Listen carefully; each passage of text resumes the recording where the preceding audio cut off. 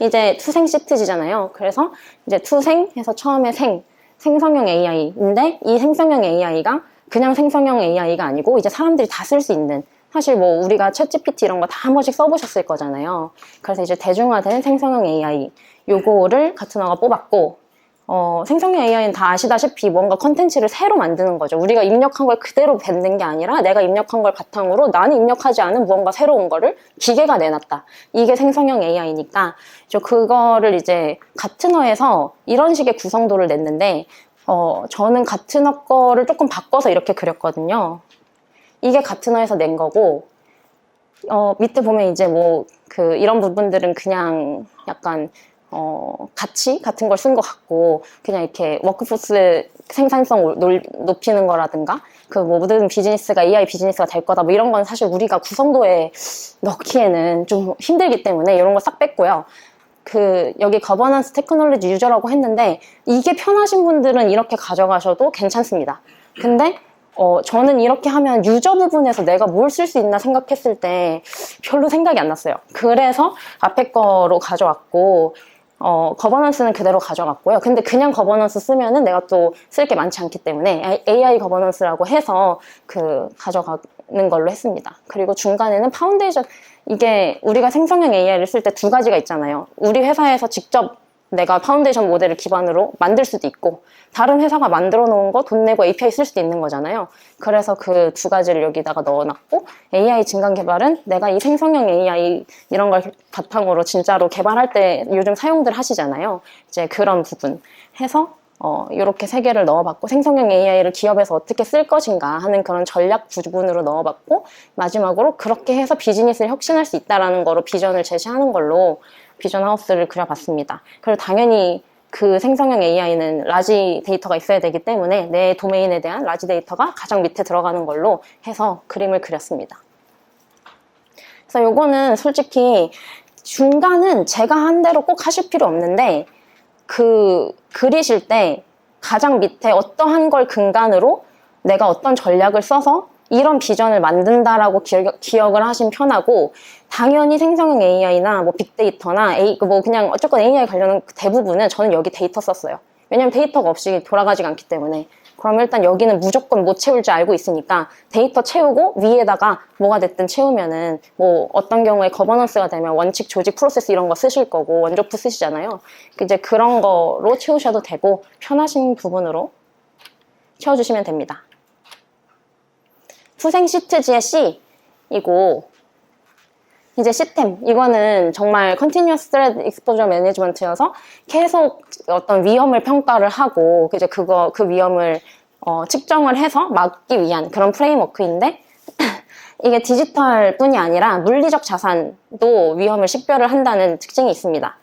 그래서 물리적 디지털 자산의 위험을 식별 측정하는 그런 프레임워크여서, 저는 이걸 거대체라고 해서 이렇게 세 가지로 나눠봤고, 이게 만약에 1교시형이다 그러면 두 줄 쓸 것이고, 2교시형이다 세 줄 해서 쓸 거예요. 그래서 이렇게 해봤고, 거버넌스 같은 경우에는 IT 컴플라이언스나 CSPM 이런 거 당연히 들어가면 편할 거고, 이거는 자산관리 관련한 표준이어서 이게 물리적이나 디지털 자산을 관리하잖아요. 그래서 넣어봤고, 표준 같은 게 있으면 아무래도 답을 썼을 때 좀 있어 보이기 때문에 그런 걸 넣었고, 이게 55,000일은 솔직히 외우기도 쉽잖아요. 그래서 썼습니다.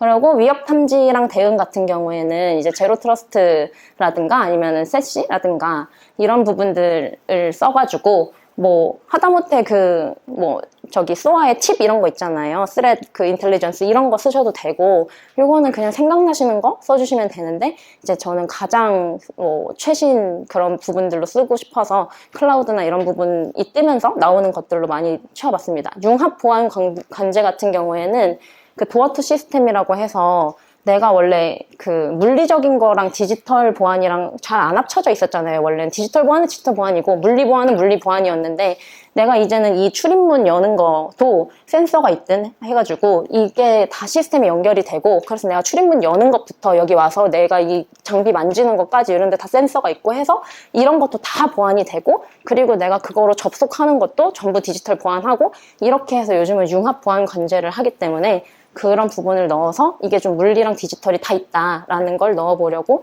했습니다. 보안 최적화에는 이제 뎁스옵스 이런 거는 뭐 편하게 쓰실 수 있을 것 같고, 적응형 보안도 적응형 AI 같이 넣어서 쓰시면 편하고, 카르타 같은 경우도 컨티뉴어스하게 계속 평가하는 거잖아요. 리스크랑 저거를 트러스트를 이제 그런 부분을 넣어봤습니다. 그 시스템은 이거는 아예 가트너에서 이렇게 5개를 줬어요. 그 단계를 줬어요.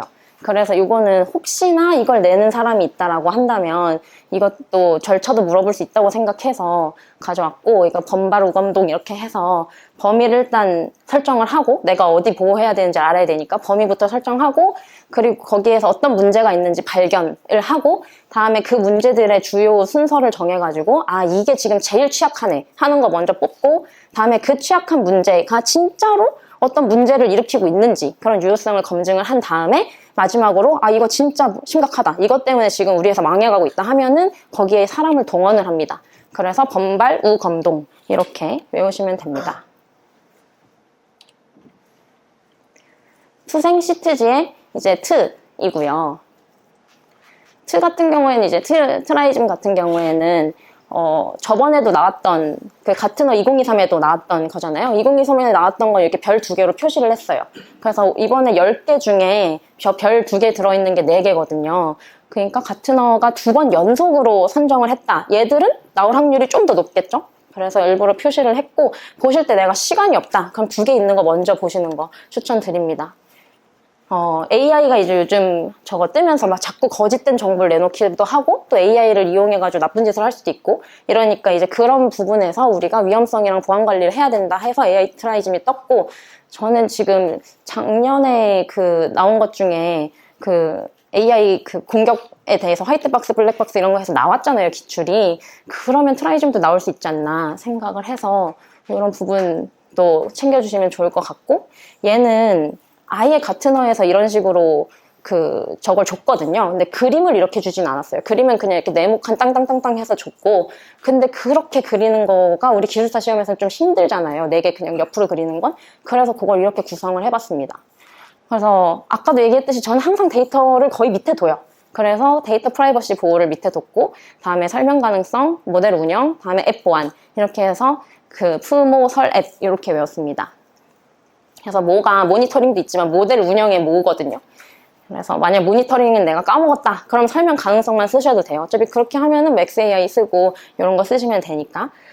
그리고 모델 운영, 모델옵스 이런 거 쓰실 수도 있고, 모델 보안 측면에서 쓰실 수도 있고, 다음에 이제 앱 보안은 서비스 보안 쪽으로 해가지고 풀었습니다. 그래서 만약 이게 1교시형이면 2줄 표를 쓰는 거고, 만약에 2교시형이다? 그럼 2단락에 3줄씩 해서 9줄 표를 쓰는 거고, 요렇게 쓰시면 좋을 것 같아요. 그리고 AI 트라이즘 하면 이제 할루시네이션을 막으려고 한다 이런 게 있잖아요. 그래서 그 할루시네이션은 이건 제가 진짜로 구글 바드한테 질문을 한 거예요. 그래서 왜냐면 챗GPT한테 내가 이 질문을 했는데, 제가 이걸 했는데 챗GPT는 이거는 역사적인 사실이 아닙니다라고 대답을 하더라고요. 그때 하도 놀림을 당해서 고친 것 같아요. 그래서 이거 이제 그렇게 대답 안 하네 하고 구글 바드한테 물어봤더니 약간 이렇게 또 헛소리를 해서 이걸 캡처를 했고, 이런 게 할루시네이션이다 하려고 예시를 가져왔습니다. 그래서 세종대왕이 맥북을 던진 사건에 대해서 알려달라고 했더니 조선왕족실록에 이렇게 기록됐다 이러면서 세종 몇 년 이것까지 정확하게 써주고, 훈민정음 초급 작성하던 중에 담당자가 중단하고 딴 일을 하니까 분노해서 맥북 프로와 함께 걔를 방으로 던졌다 이렇게 하고, 어쩌고저쩌고 호통을 쳤다 이런 거 다 제가 그럴듯하게 만들어요, 진짜. 그렇게 하고, 심지어 저는 놀란 건 마지막에 얘가 챗GPT가 이것 때문에 놀림 받은 걸 알고 있는 거예요. 그래서 그것까지 쓰면서 이거는 챗GPT라는 언어 모델이 이거에 대해서 잘못된 답을 해가지고 밈으로 확산이 됐다. 근데 챗GPT는 이게 문서 작성 중단에 대한 분노 때문에 신화를 던졌다고 그랬는데, 맥북프를 던졌다 했는데, 사실 그 이유는 훈민정음 창제에 대한 열정 때문이다, 이런 식으로 그럴듯하게 거짓말을 해요. 그래서 이게 할루시네이션 진짜 이렇구나 생각을 해서 가져왔습니다.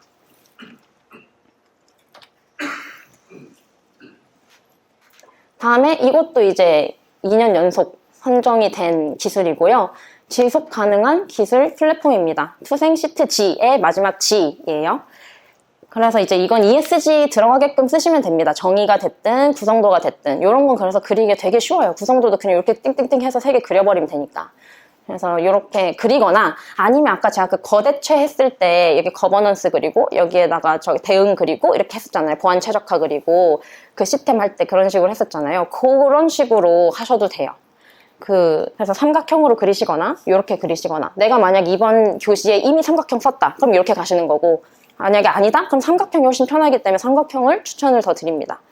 그래서 이제 환경, 사회, 거버넌스 이거는 아마 다 아실 거고 잘 쓰실 텐데 막상 시험장 가가지고 갑자기 환경 쪽 쓰라고 그러면 기억이 잘 안 나요. 그때 가서 테크가. 그래서 여기다 써놓은 거고 뭐 그린테크, 푸드테크, 스마트 그리드 이런 거 다 그래 저거 환경에 쓰면 되겠네. 스마트 그리드 전력 저거 하는 거니까 전력 최적화 하는 거니까 그런 쪽으로 풀면 되겠고 스마트 빌딩은 빌딩에서 이제 물 쓰는 거라든가 이런 거 다 쓸 수 있잖아요. 그래서 그런 거 쓰면 되겠네 하고 그냥 한번 쭉 보시고 시험장 갔을 때 기억나시라고 적어봤습니다.